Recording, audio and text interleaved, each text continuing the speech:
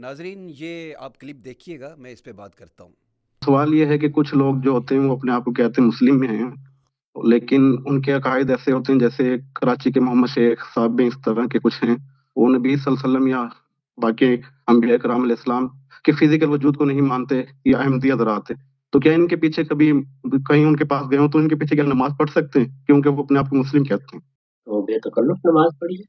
نماز تو آپ کی نماز ہے، اس میں جو شخص امامت کی جگہ پر کھڑا ہوا ہے وہ اگر اپنے آپ کو مسلمان کہتا ہے تو مجھ کو یا آپ کو کیا حق ہے کہ ہم اس کے اسلام کا انکار کریں؟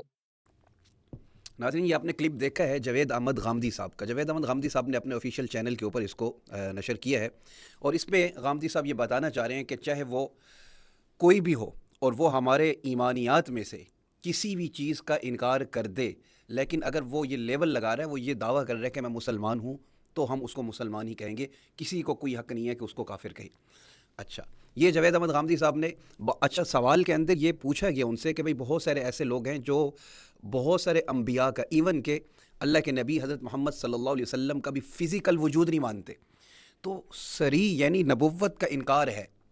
اس کے باوجود بھی کہا کہ بالکل آپ اگر وہ اپنے آپ کو مسلمان کہہ رہے تو اس کے پیچھے نماز بھی جائز ہے اور اس کو مسلمان کہا جائے گا۔ تو جاوید احمد غامدی صاحب نے یہ بہت بڑا مغالطہ دیا ہے، تو یہ ایک فیلسی ہے۔ میں اس کی وضاحت یہ کرتا ہوں کہ دو چیزیں ہیں۔ اصل میں غامدی صاحب یہ کہتے ہیں کہ یہ اتھارٹی کسی کے پاس نہیں ہے کہ ہم کسی کو کافر کہیں۔ یہ غامدی صاحب کا پوائنٹ آف ویو ہے، یہ ان کا نقطہ نظر ہے۔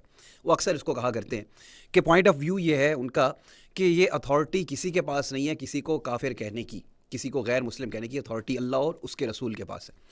تو اب ہمارے پاس اتھارٹی کہاں سے آ گئی؟ تو یہ نقطہ نظر دیکھ کر غامدی صاحب یہاں سے پھر قادیانیوں کو بھی مسلمان قرار دیتے ہیں، اور اسی طرح جو خدا کا بھی انکار کر دے، فرشتوں کا انکار کر دے، رسولوں کا انکار کر دے، ایمانیات میں سے مین جو مطلب جس کے بغیر انسان مسلمان نہیں ہو سکتا ان کا انکار کر دے اور کہے میں مسلمان ہوں، تو غامدی صاحب کہتے ہیں ہم اس کو مسلمان کہیں گے۔ یہاں پر ذرا رکیے گا کہ دو چیزیں ہیں، ایک ہے اتھارٹی اور ایک ہے سٹینڈرڈ۔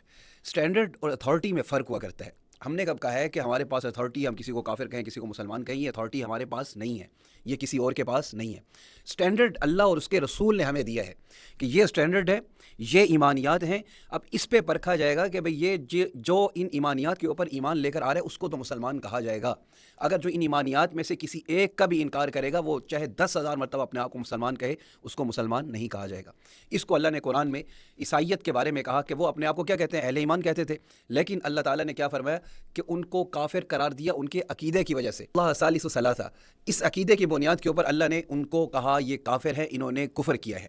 تو اب ایسی بہت ساری مثالیں ہیں کہ وَمِنَ النَّاسِ مَن يَقُولُ آمَنَّا بِاللَّهِ وَبِالْيَوْمِ الْآخِرِ وَمَا هُمْ بِمُؤْمِنِينَ، اگرچہ وہ یہ دعویٰ کر رہے ہوں ہم اللہ پر آخرت پر ایمان لے کر آئے ہیں، لیکن اللہ کہہ رہا ہے وہ ایمان لے کر نہیں ہے۔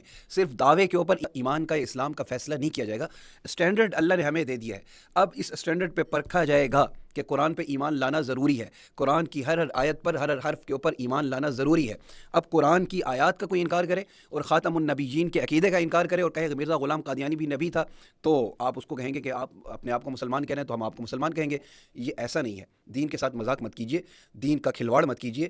دین نے کچھ اصول بتائے ہیں، حدود مقرر کیے ہیں، سٹینڈرڈ بتائے ہیں، ان کے مطابق جو ایمانیات کو مانے گا تو وہ مسلمان ہے، جو ایمانیات کا انکار کرے گا تو اس کے دین اسلام کے ساتھ کوئی تعلق نہیں ہے۔